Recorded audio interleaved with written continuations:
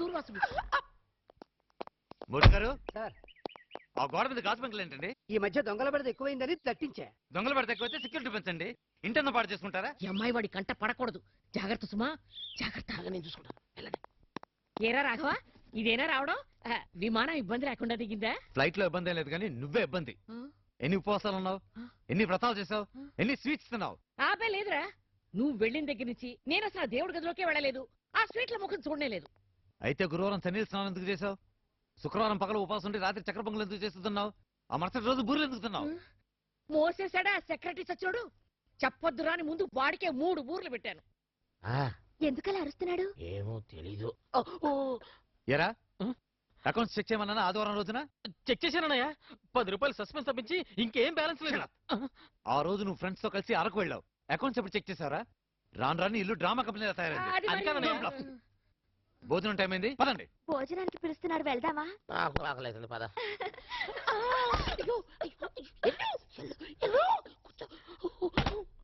మూర్తి గారు సార్, దోసపాట్లో ఉన్న ఆస్తులని అమ్మే తెలుసుకున్నాను, బేరం పెట్టండి. ఇప్పుడైతే రేటు తక్కువ పలుకుతుందండి.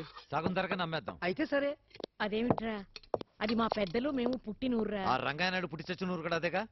ఎందుకురా పోయిన వాడిని గురించి అలా మాట్లాడతావు? ఊరికా మనల్ని మోసం చేసిన ఆ మనుషులకు కానీ వాళ్ళ కుటుంబానికి కానీ మనం దగ్గర ఉండడానికి వీల్లేదు. అందుకే ఆమె తెలుసుకున్నాను. ఏంటి ఆ ఊరంటే అంత మండిపడిపోతున్నాడు అతను? దోసపాడు రంగయ్యనాయుడు కుటుంబానికి ఈ ఇంటికి ఆస్తి దాబా గొడవలున్నాయి. ఆ రంగయ్యనాయుడు ఇలా నాన్నగారిని మోసం చేశాడని 2 కుటుంబాలు విడిపోయాయి. అయినా ఇదంతా నీకెందుకో? నాకు ఆ ఊరితో చిన్న గొడవ ఉందిలే. అబ్బా, దీని ఎలా వదిలించుకోవాలరా బాబు? టంకాలా తగులుకుంది. చిన్న బాసు, నాకు డౌటింగ్ వస్తుంది.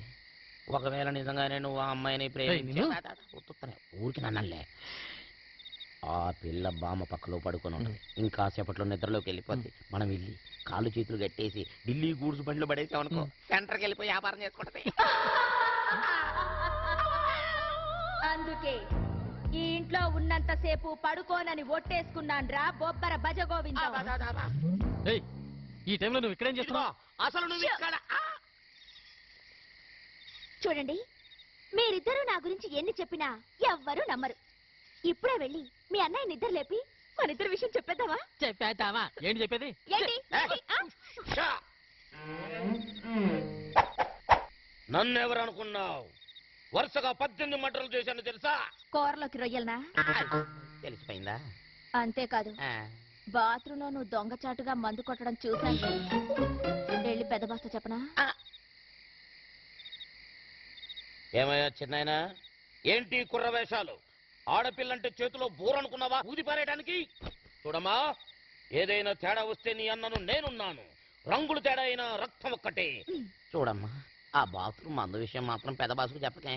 చెప్పండి. జాగ్రత్త, జాగ్రత్త. ఇదిగో, నిద్ర రావడం లేదు కానీ చంకెక్కించుకుని జోలపాటు పాడవా? ఇక్కడి నుంచి